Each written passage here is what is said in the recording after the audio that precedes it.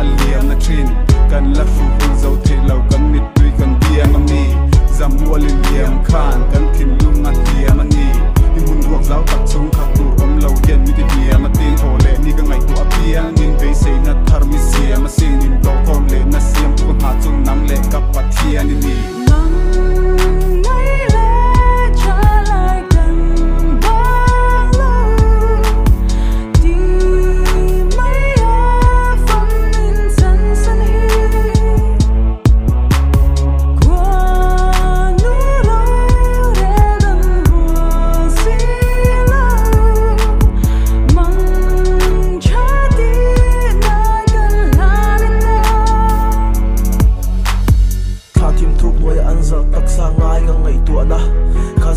tu kai ruang kha tu